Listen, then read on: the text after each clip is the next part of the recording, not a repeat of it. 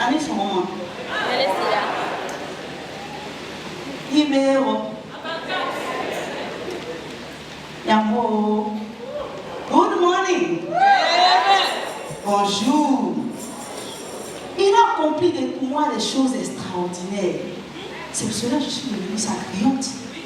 Celui-là, son nom, c'est Jésus. Oui, c'est Jésus. C'est le seul nom qui est au-dessus de tous les noms. Alléluia. Ce qu'il a fait pour moi, aucun homme, aucune femme, aucun roi, aucune autorité terrestre ne peut le faire pour moi. Il n'y en a pas. Son nom Oui. est Jésus. Amen. Voilà pourquoi je suis Hélène Griotte. Une griotte complète. Alléluia. Bonjour mes chers frères et sœurs. Quant à moi, j'étais aveugle, habitante du royaume des ténèbres. Mais à lui, il m'a attiré. Je vis maintenant dans sa lumière. C'est pourquoi je suis devenue sa griotte, une griotte sauvée. Alléluia. Amen. Gloire à son nom. Amen.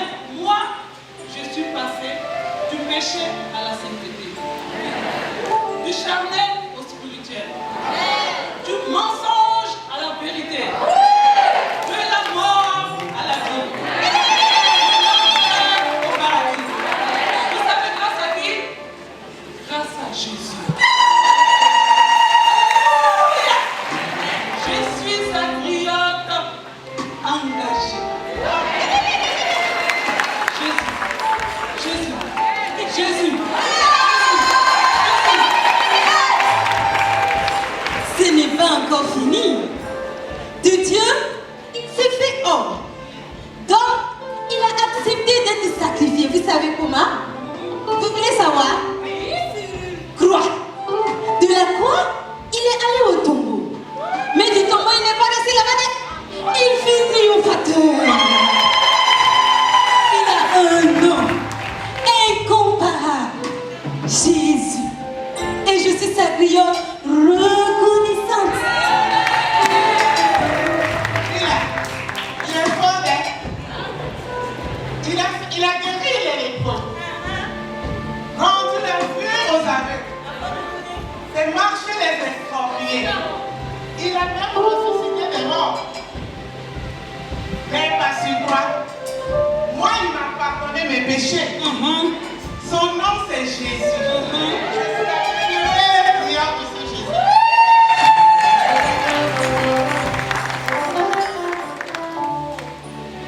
Nous sommes les griottes de Jésus. En identité de vie bénie. Nous sommes les griottes de Jésus. Nous sommes les griottes de Jésus. En identité de vie bénie. Nous sommes les griottes comblées de Jésus. Nous sommes les griottes de Jésus. En inégalable, Dieu saint et saint. Nous sommes les griottes engagées de Jésus. Nous sommes les griottes éclairées de Jésus. Nous sommes les griottes de Jésus. Alléluia. Oh, c'est Jésus dont nous sommes les griottes, à plusieurs noms et plusieurs titres. Il est l'admirable. Oui, il est le chemin. Il est le dominateur. Et il est le je suis. Il est le saint. Il est la source de vie. Il est le soleil levant. Il est le véritable. Oui, il est le chemin. Jésus est le chemin, la vérité et la vie. Et c'est Il est l'agneau de Dieu. Le commencement, l'époux, le juste juge. C'est lui. Le Père éternel, le souverain, Oui. le souverain pasteur, Oui. le sauveur, Oui. la vie. Alléluia. Et ce n'est pas tout. Il est l'alpha et l'oméga, l'étoile du matin. Oui. Il est le conseiller, Oui. le prince des rois de la terre. Il est la parole de vie. Il est le lion de la tribu de Juda. Il est le Seigneur des seigneurs. Mes frères, Jésus-Christ est l'avocat, le paraclet, notre défenseur. Il est la délivrance. Il nous délivre de nos chaînes. Amen. Il est l'éternel des armées, notre guerrier. Amen. Il est la lumière du monde. Il éclaire tous. Il est la pierre puissante. Toute bonne fondation a besoin de lui. Il est le rejeton de David, le roi promis.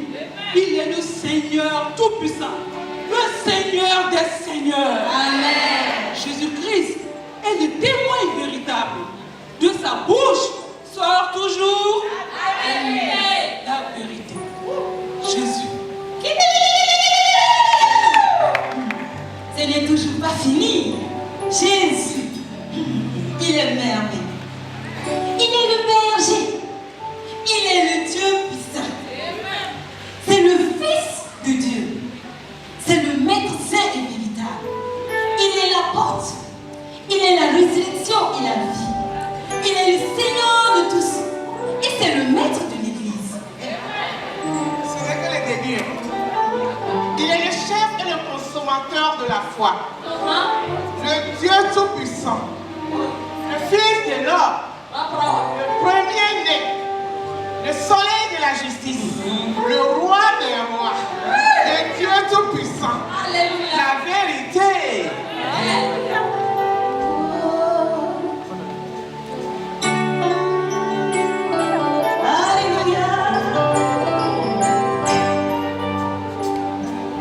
Ton nom,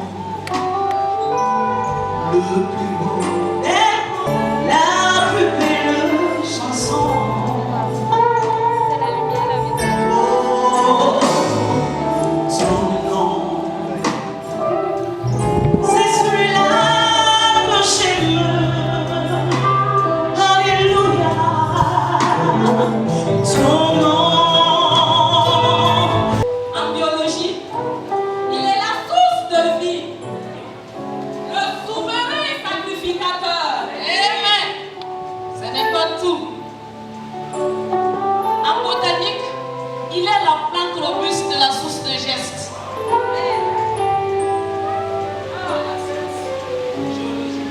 Il est l'agneau de Dieu, le lion de la tribu de Juda, le Tchefari. En géologie, il est le roc de notre rédemption, le roc des âges et la pierre angulaire. Arrêtez le fond, arrêtez le fond, arrêtez le fond. Jésus puissance la main de lui.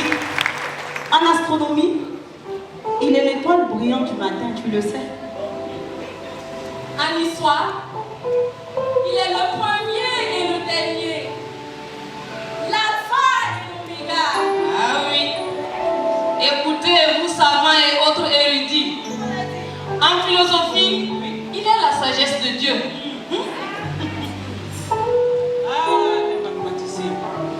En mathématiques, il a démontré que 1 plus 1 plus 1 égale 1. en montrant que le Père, le Fils et le Saint-Esprit ne font qu'un. Qui peut faire ça? Jésus. Ce n'est toujours pas fini. En agronomie, il a montré que nos cœurs sont des champs de Dieu dans lesquels il sème sa parole. En économie, il a prouvé le contraire de la loi de rareté en nourrissant 5000 hommes avec 5 pains et 2 poissons.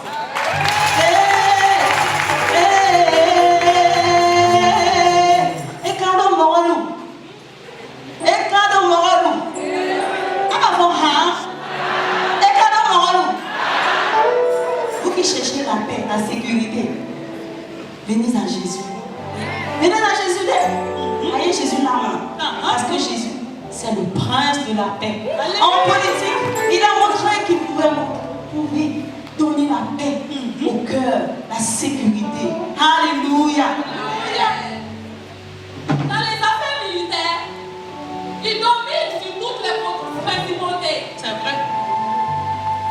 Il domine sur toutes les principautés. Amen. En archéologie, il a défié l'humanité et a maîtrisé la loi de la décomposition de la matière en sortant vainqueur du tombeau 3 jours après sa mort. Les médecins, professeurs, docteurs, en médecine, Jésus-Christ a guéri le plus grand nombre de malades sans comprimé ni chirurgie.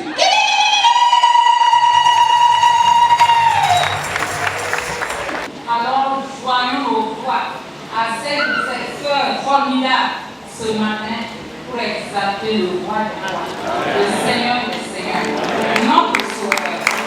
Amen. Nous vous saluons dans le beau et précieux nom de notre Seigneur Jésus-Christ, de l'association des servantes des assemblées de Dieu du Burkina Faso.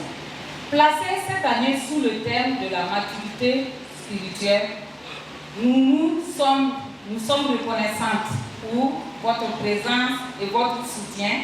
Que le Seigneur vous comble de ses riches bénédictions. L'ASC, l'Association des servantes de Christ, ADBF, a été créée en avril 1979. Est membre de cette association toute femme née de nouveau. Le Conseil national, le Bureau national, les bureaux régionaux, les bureaux sous-régionaux, les bureaux locaux. L'ASC ADBF bénéficie de l'appui des structures telles que l'Association des épouses de pasteurs, le comité de médiation, les comités techniques, etc. Les buts et objectifs de cette association. L'association des servantes de Christ a pour but de donner un cadre d'expression et d'action à toute femme, membre de l'Église des Assemblées de Dieu du Burkina, autour des objectifs suivants. Amener des âmes à Christ, participer au développement spirituel, social et économique des membres des Églises des Assemblées de Dieu, susciter et inciter les femmes aux bonnes œuvres et à l'entraide. Les activités de l'association. Pour atteindre ces objectifs, l'ASC nationale mène plusieurs activités dont les principales sont au plan spirituel, les études bibliques, les jeûnes et prières, l'évangélisation, les conventions nationales et régionales, l'éducation et l'encadrement spirituel des jeunes filles et des enfants en collaboration avec la JAD et le TENAL. La journée de l'ASC, les camps et séminaires, l'animation des chorales, les retraites spirituelles, les congrès, colloques et conférences. Au plan socio-économique, soutien à l'Église des Assemblées de Dieu du Burkina Faso dans toutes ses œuvres, soutien aux veuves, aux orphelins, aux personnes vulnérables par des microcrédits et autres, formation, encadrement pour la promotion de la femme et de la jeune fille, sensibilisation sur les méfaits des mutilations génitales féminines et des violences à l'égard des femmes et autres fléaux émergents, visite des hôpitaux et prisons, confection de pagnes de l'association. Elle a un double but, à savoir réduire les inégalités dans l'habillement au sein des femmes lors des regroupements, susciter la solidarité et l'entraide mutuelle entre les femmes des églises, des assemblées de Dieu dans tout le pays et contribuer aux différentes œuvres de l'Église nationale. L'ASC est structurée en groupes d'âge afin d'encourager les femmes à participer effectivement aux activités et à partager leur potentiel avec des sœurs en vue de leur véritable épanouissement. Il s'agit des groupes Sarah, constitué des sœurs de 60 ans et plus. Le groupe Élisabeth, 51 à 60 ans. Le groupe Abigail, 41 à 50 ans. Le groupe Anne, 31 à 40 ans. Le groupe Marie, 17 à 30 ans. Pour parler spécifiquement de l'ASC de l'Église centrale, elle participe aux activités initiées par le Bureau national, régional et sous-régional et mène ses propres activités conformément aux instructions du Bureau national. Ces activités se situent à 2 niveaux. Premièrement, au niveau spirituel. Tous les lundis, la chorale féminine fait des répétitions à partir de 18h30 et les samedis à 17h. Les jeudis, de 13h à 14h30, intercession pour divers sujets. Mes chères sœurs, travaillons pendant qu'il est temps. Lors de la Convention nationale, nous avons vu des mamans qui sont venues nous assister. Elles avaient de la peine à marcher. Et nous avons été touchés et compris que pendant qu'il est temps, pendant qu'on est fort, pendant que nous sommes jeunes, il faut travailler pour le Seigneur et avec le Seigneur. Alors mes sœurs, lèvons-nous, avançons avec le Seigneur.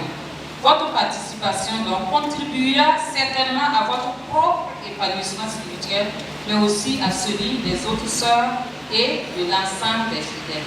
Les perspectives maintenant. Le chemin parcouru est certes long, mais la tâche est encore immense dans la vie du Seigneur. C'est pourquoi nous voulons compter sur la bonté et la fidélité de l'Éternel pour de nombreux combats.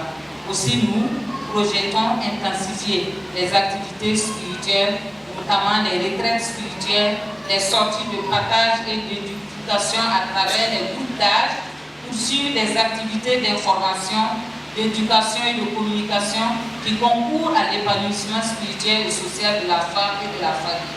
Poursuivre l'encadrement aussi des jeunes filles. Si nous parvenons à des résultats probants, c'est parce que le Seigneur reste toujours fidèle à ses promesses. Nous lui rendons toute la gloire pour cette faveur. Nous disons merci à nos responsables spirituels pour leur soutien constant et multiforme. Notre prière que le Seigneur continue de vous inspirer de nouvelles visions pour soutenir les femmes dans leur mission. Merci à nos chers époux et à nos enfants qui supportent nos absences répétées pour que l'œuvre de notre Père s'accomplisse. Merci pour la liberté, l'accompagnement et le soutien de tous les jours.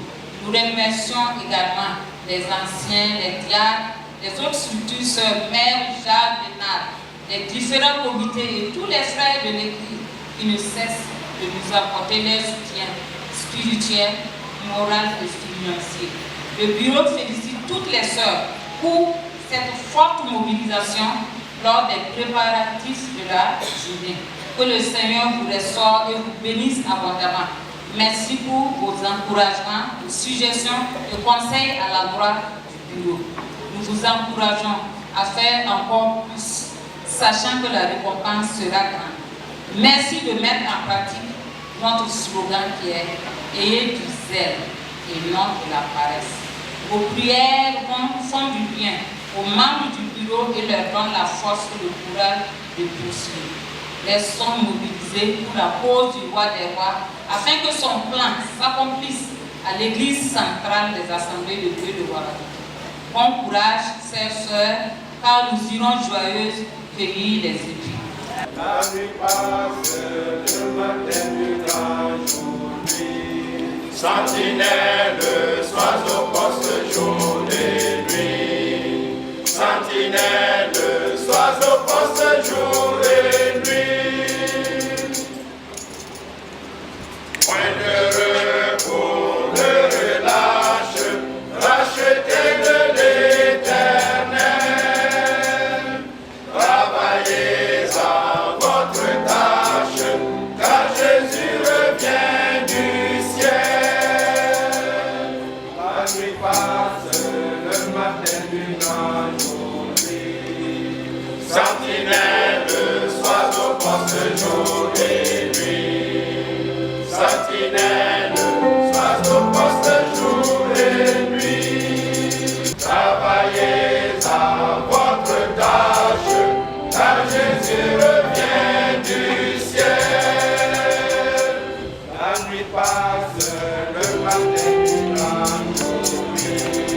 Sentinelle, sois au poste jour et nuit. Sentinelle, sois au poste jour et nuit. La nuit passe, le matin déclenche nos nuits. Sentinelle, sois au poste jour et nuit. Sentinelle, sois au poste jour et nuit. Sentinelle,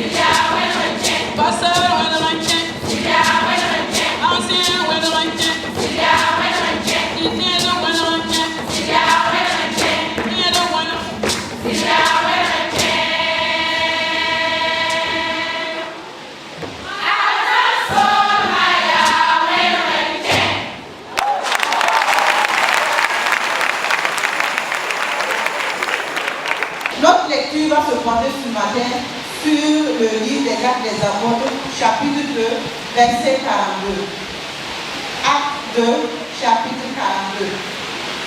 Il persévérait dans l'enseignement des apôtres, dans la communion fraternelle, dans la fraction des pains et dans les prières.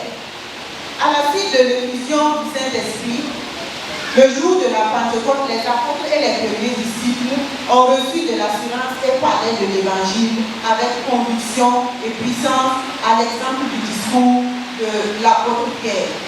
Donc, sous l'onction du Saint-Esprit, les premiers disciples croissaient en nombre et en maturité, et ainsi ils persévéraient dans l'enseignement des apôtres, dans la communion fraternelle, et dans la fraction du pain et dans la prière. Ce matin, nous allons essayer de voir qu'est-ce que la maturité spirituelle, les motivations de la maturité spirituelle, et surtout les signes de l'immaturité spirituelle et les signes de la maturité spirituelle, et comment y parvenir. La maturité est l'état de ce qui est mûr. La maturité, c'est le fait d'atteindre un degré d'évolution et de développement complet. Tout ce qui naît est appelé à grandir et à atteindre sa pleine maturité. Tout chrétien, né de nouveau, doit grandir spirituellement, c'est-à-dire qu'il ne doit pas rester au même niveau spirituel qu'il était lors de sa conversion.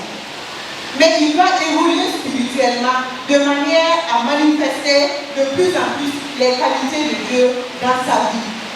Parvenir donc à la maturité spirituelle consiste à atteindre la stature parfaite du Christ. À supposer que lors de vos déplacements en ville, vous croisez un monsieur avec de la barbe, tenant un biberon à la bouche ou porté au dos par sa maman, quelle sera votre réaction? Aussi, le chrétien est appelé à croître dans la foi en vue d'atteindre la maturité spirituelle, l'objectif étant de porter des fruits.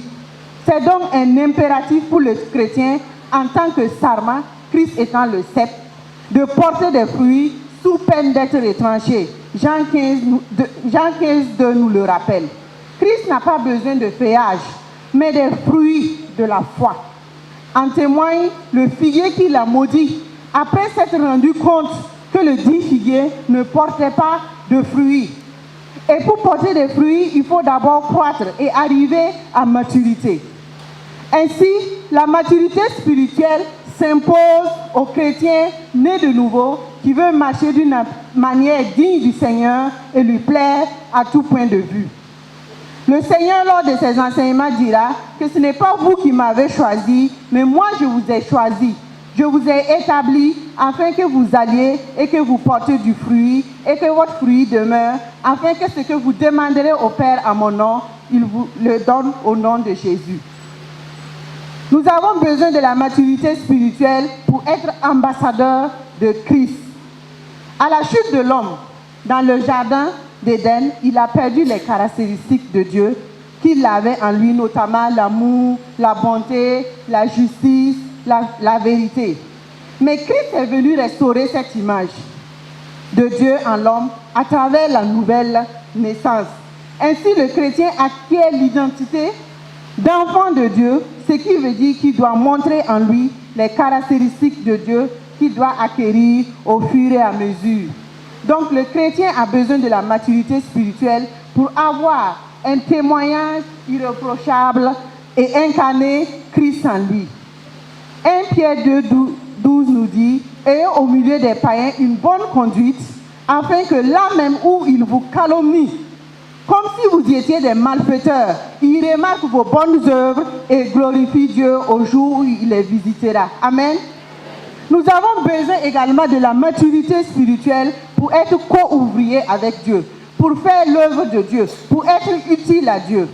La Bible déclare dans 1 Corinthiens 3:9 que nous sommes ouvriers avec Dieu dans le champ de Dieu. Si donc nous sommes ouvriers, nous devions travailler avec Dieu et pour Dieu avec zèle et empressement et non de la paresse.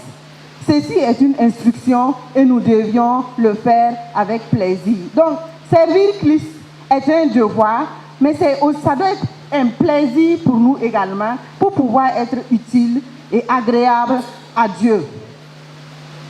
Nos œuvres alors résisteront à l'épreuve du feu, quand on est mûr, on devient capable de servir Dieu et d'être utile au corps de Christ.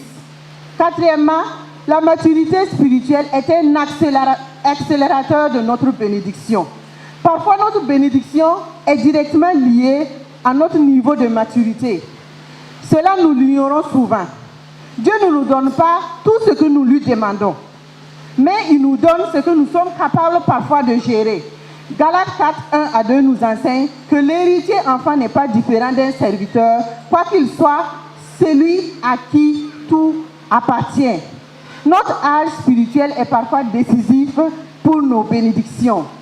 Même si nous sommes riches et que nous aimons nos enfants, notre enfant de 6 ans, nous n'allons pas lui donner notre véhicule, notre BMW. Il devra attendre d'avoir 18 ans, de passer le permis, d'avoir même la main avant de le recevoir. Même si chaque nuit il rêve du véhicule, il supplie son père de la lui donner, tant que les conditions ne sont pas remplies, il ne pourra pas posséder ce véhicule. De même, les bénédictions auxquelles nous aspirons, mais il y a des conditions liées à notre maturité spirituelle que nous devons acquérir au préalable. Quels sont les signes de l'immaturité? L'immaturité, c'est le stade de l'enfance spirituelle, le stade de la dépendance. C'est une étape de la vie que l'on doit obligatoirement franchir. C'est une étape qui est en principe passagère. Donc l'enfant ne reste pas définitivement au stade d'enfant. L'exemple de l'enfant prodigue dans Luc 15, 11 à 32 fait ressortir quelques caractéristiques de l'immaturité.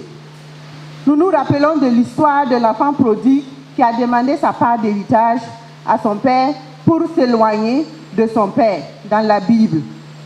Un chrétien immature ne connaît pas le langage communautaire, il ne connaît pas le langage de la foi. Il est égoïste et ne pense qu'à lui-même et non aux autres. À l'instar de l'enfant prodigue qui a exigé sa part d'héritage, il a dit à son père, « Mon père, donne-moi la part de bien qui doit me revenir. » Une telle demande traduit l'état d'esprit immature et égoïste de l'enfant. Tout est centré sur sa personne. Jamais un temps d'intercession pour les autres. Jamais un temps pour l'évangélisation. Tout est centré sur lui-même et ses besoins. Un chrétien immature est également animé d'un esprit d'impatience. L'immature veut tout avoir maintenant sans attendre le temps de Dieu. La demande du fils prodigue révèle un cœur impatient, plein de murmures. Il n'a pas voulu attendre. Pourtant, la Bible nous recommande d'attendre le temps de Dieu. Et il est dit dans Lamentation 3, 26, il est bon d'attendre en silence le secours de l'Éternel. Amen. L'immature est animé également d'un esprit d'indépendance. Il veut mener une vie de libertinage, de gaspillage, et le fils prodigue est allé loin de la maison paternelle avec le désir de rompre avec son père, et il a gaspillé tout son héritage.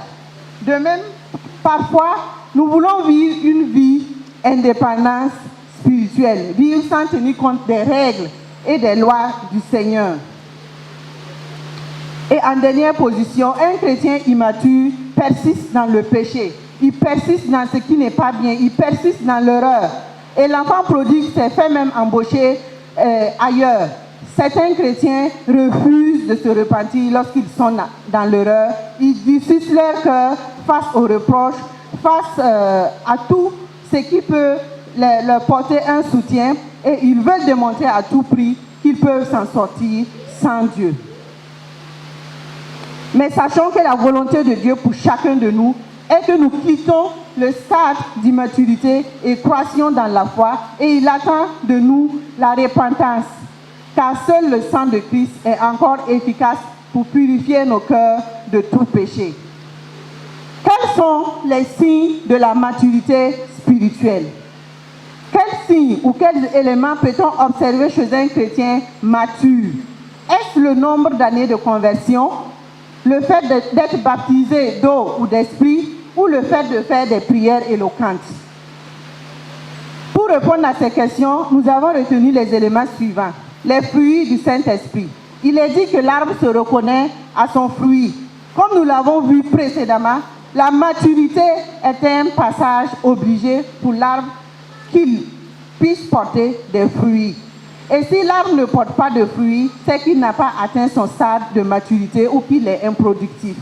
Et s'il est improductif, il est coupé et jeté au feu. Mais s'il est productif, dès qu'il a atteint l'âge de la maturité, l'on observe ses fruits qui commencent à se mettre en place. L'on observe en lui les fruits du Saint-Esprit qui sont l'amour, la joie, la patience, la bonté, la bénignité, la fidélité, la tempérance, nous dit Galates 5, 22. En effet, ceux qui sont en Jésus ont crucifié la chair avec ses passions et ses désirs. L'ancienne vie est celle de la colère, de la jalousie, des discordes, des rivalités et de l'orgueil sont passées et cèdent la place à une vie de sainteté. L'engagement pour l'évangélisation comme signe de maturité. Jésus, à travers Matthieu 28, 19, 20, a donné cet ordre. Faites de toutes les nations les disciples, baptisez-les au nom du Père, du Fils, du Saint-Esprit et enseignez-les à observer tout ce qui est prescrit. Faire des disciples devient une passion pour le chrétien, spirituellement revêtu de la puissance du Saint-Esprit. Le chrétien mature se soucie du salut des âmes perdues, à l'exemple de l'apôtre Paul qui parcourait les villes et les campagnes pour annoncer l'évangile et exhorter les frères et les sœurs. L'évangélisation des membres de notre entourage devient une préoccupation de chaque jour pour le chrétien mature. Et la moisson est grande, il y a peu d'ouvriers. L'évangélisation est un signe de maturité locale, de l'église locale elle-même. En témoigne ce carton rouge qui est là, pour lequel on prie chaque jour pour nos proches, pour notre entourage, pour tous les membres de notre famille qui ne sont pas convertis. L'engagement pour le service de Dieu comme signe de maturité. Le chrétien mature se met à la disposition de Dieu ainsi que des frères et sœurs. Il met ses talents au service de Dieu comme ce serviteur dans la parabole qui a fait fructifier ses talents en plus des 5 autres talents que le Seigneur lui avait donnés. Il n'a pas enterré ses talents, mais le fait fructifier au service de Dieu. De même, il se met au service des frères et des sœurs, comme Barnabas qui a été d'un grand soutien pour l'apôtre Paul dans sa conversion. Quelle importance accordons-nous au soutien spirituel des autres et leur affermissement dans la foi? Comment parvenir à la maturité spirituelle? Les moyens pour parvenir à la maturité spirituelle nous sont décrits dans le livre des Actes des Apôtres, comme venez de lire notamment Actes 2, 42, l'enseignement, la communion fraternelle, la fraction du pain et les prières. Nous devons nous nourrir quotidiennement de la parole de Dieu. L'Église a organisé dernièrement une semaine de prière tenue du 3 au 9 avril, au cours de laquelle nous avons été encouragés à la méditation de la parole de Dieu et à la consécration à la prière.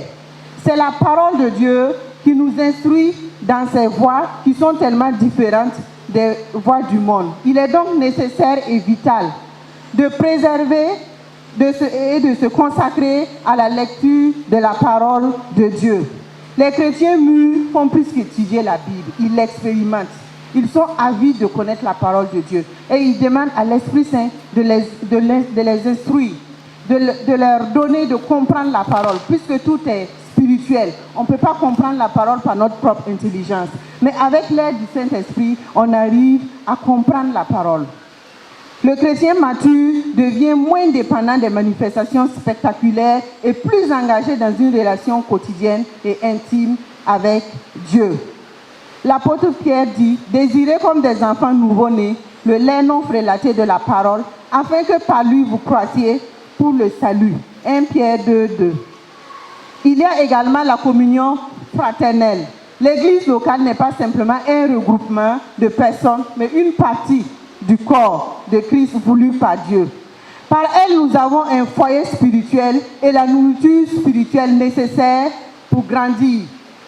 Autant nous avons besoin de la communion, l'encouragement et le soutien des autres, autant nous devions utiliser nos dons et talents au service des frères et sœurs. Nous sommes plus efficaces par notre nombre. Là où 2 ou 3 sont assemblés à mon nom, je suis au milieu d'eux, nous dit Matthieu 18, 19 à 20. Nous avons ensuite la fraction du pain, qui est une invitation à vivre dans l'attente du retour du Christ. Le repas du Seigneur est une occasion de se souvenir des événements du calvaire, mais surtout une occasion de nous rappeler le retour certain de Christ.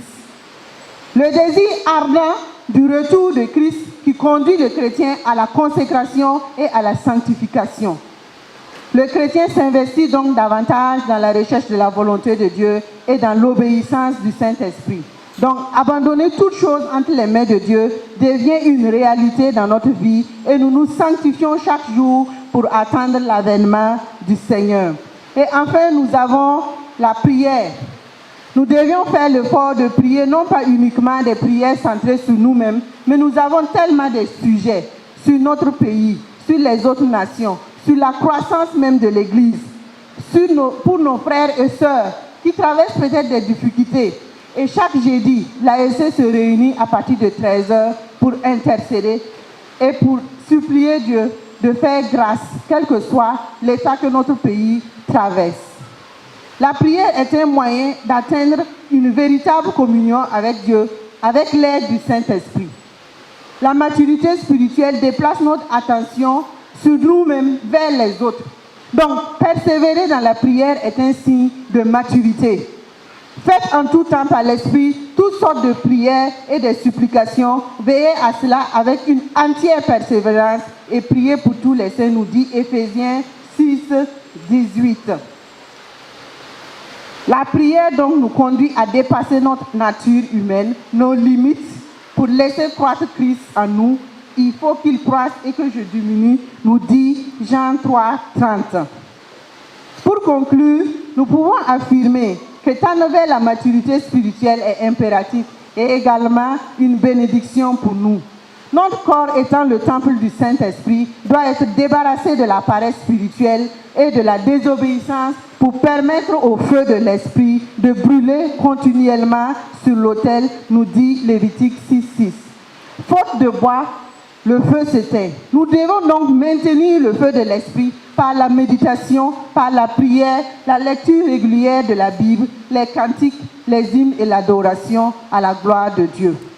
Ainsi, l'action du bois et du feu nous donnera l'onction pour la communion fraternelle sincère, l'onction pour porter un témoignage fructueux et surtout l'onction de marcher selon l'inspiration de l'Esprit. La maturité spirituelle n'est pas automatique, mais dans la vie du chrétien, cela doit être un processus auquel il doit fournir des efforts. Par conséquent, le chrétien doit persévérer dans la sanctification, le respect de l'intégrité et l'intégrité de la parole de Dieu. Je voudrais partager avec mes sœurs une illustration donnée par l'orateur principal lors de la convention. C'est une petite recette, il paraîtrait, pour ne pas vieillir vite. Et je vous demande de noter. Parce que cela vient d'une chrétienne très âgée qui se distinguait par son apparence très jeune, élégante, aimable. Et on lui a demandé le secret. Et comme nous les femmes, on aime les secrets, surtout en ce qui concerne...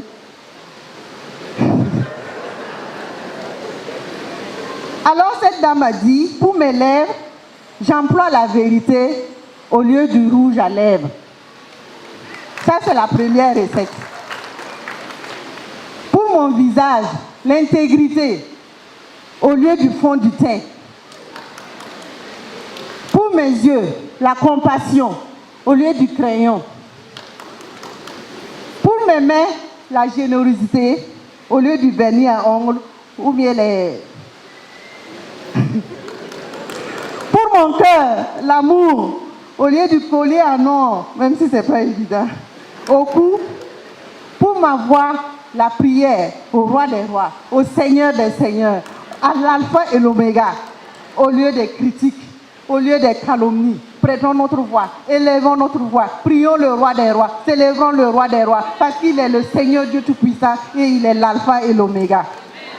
Et pour notre tête, Ah. L'huile du Saint-Esprit. Amen. Que l'huile du Saint-Esprit soit notre partage. Les jolies coiffes aussi, c'est beau, mais l'huile du Saint-Esprit est meilleure. Soyez abondamment bénis. Soyez abondamment restaurés. Femmes de l'ASC, soyez bénis. Soyez restaurés dans le nom de Jésus. Je vous bénis. Et je voudrais dire merci à l'ASC pour tout le travail. Les femmes, l'année prochaine, faites tout pour au moins avoir la tenue de la femme. D'accord? Et nos mamans, donnez un pain à vos filles. Parce qu'il y a des filles qui sont là. J'ai compté les jeunes, le groupe qui était là. Il y en avait jusqu'à 28, mais il y a seulement 7 qui avaient la tenue. La responsabilité, c'est vous. Les jeunes n'ont pas d'argent. Donc les mamans, là, habillez-les pour l'année prochaine.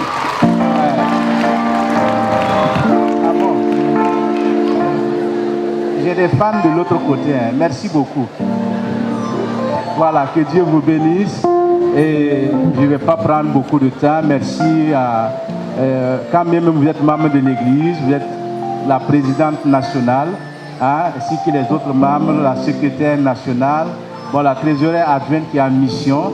Merci beaucoup d'être venu pour adorer. Nous savons que vous êtes sollicités aussi pour d'autres églises, mais le fait de rester avec nous nous fait chaud au cœur.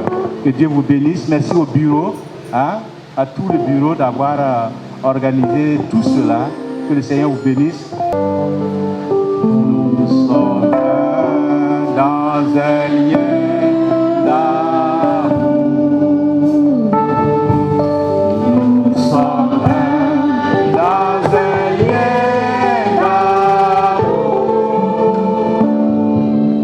Notre esprit est uni avec l'esprit de Dieu.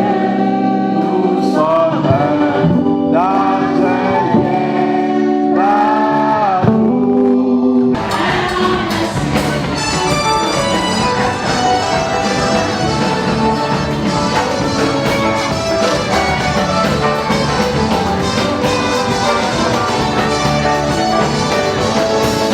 Tout s'est bien passé. Lundi, on a commencé, du moins le 29 avril, samedi, on a commencé nos activités ce jour en nettoyant la cour de l'église, l'intérieur, même au grand dehors, le parking.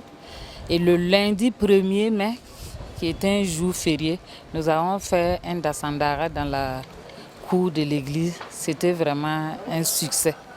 Et le mardi, nous avons eu une conférence avec une spécialiste qui est venue nous parler des dépendances, notamment la drogue. Voilà, comment déceler les enfants qui en prennent pour que nous puissions aider nos enfants. Et nous pouvons dire qu'on a beaucoup appris lors de cette conférence. Les femmes étaient dévouées tout au long même de la semaine. Elles étaient, elles étaient vraiment dévouées. Et ça, c'est pour la cause du Christ. Elles ont entendu l'appel du bureau qui les appelait à venir, qu'on s'associe vraiment pour que ce jour soit un succès. Elles sont venues et nous pouvons apprécier vraiment positivement. Et ça, c'est le Seigneur qui l'a fait parce qu'il est fidèle. Et il nous appelle toujours à son service. D'année en année, l'ASC fait des progrès dans l'organisation de sa journée. Et particulièrement pour cette année où justement le thème c'est la maturité. On voit une certaine maturité dans l'organisation, même non pas juste leur maturité spirituelle, mais même la maturité organisationnelle se met en place. Et je crois que c'est déjà un point à gagner au niveau de l'Église des Assemblées de Dieu. Le choix vient à point nommé parce que l'Église doit être mature. Nous vivons dans un monde, je dirais, incertain, mais les chrétiens doivent être caractérisés par leur maturité vis-à-vis de ce qui se passe, leur appréciation par rapport à tout ce qui nous entoure. Je crois que les chrétiens doivent montrer une certaine maturité spirituelle pour dire justement qu'ils font la différence dans ce qu'ils sont en étant un chrétien. Le conseil que j'ai pour l'ASC, c'est de progresser, d'aller de progrès en progrès, que leur maturité soit progressive, parce qu'elles doivent tendre vers la perfection. Même si elle n'est pas sur cette terre, la parole de Dieu nous invite à tendre vers la perfection, et c'est en étant mature qu'elles pourront tendre vers la perfection. Je tiens à féliciter l'ASC, non seulement pour cette idée géniale, mais aussi pour, je dirais, leur disponibilité, leur empressement à faire les choses de Dieu. Cela nous encourage en tant que leaders, en tant que responsables, parce que nous voyons comme elles sont de plus en plus engagées. Et vous voyez un peu ce qui s'est passé à l'église ce matin. Il y avait justement beaucoup des sœurs qui se sont engagées, et je voudrais juste les encourager à ce que cet engagement ne soit pas juste pour une journée, mais pour toute l'année et pour toute leur vie.